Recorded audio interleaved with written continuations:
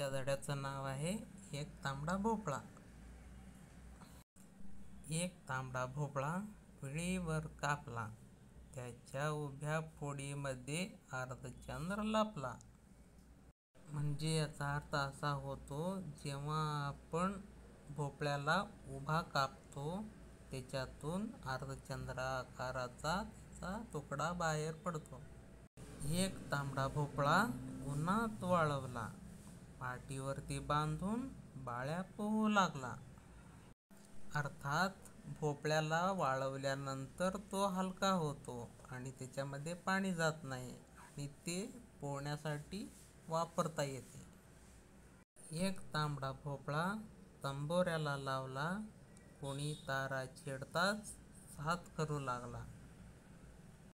तंबोऱ्याला लावलेला भोपळा हा एक सुमधुर आवाज तयार करतो आणि त्याचा वापर विण्यामध्ये सुद्धा केला जातो.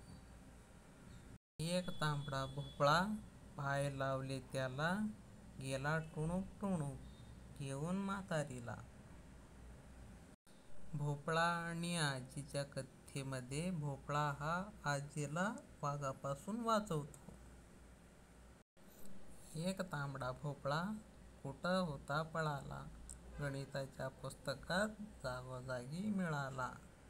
म्हणजे गणित विषयात कुठं कुठं शून्य असतो त्याला आपण भोपळा म्हणतो.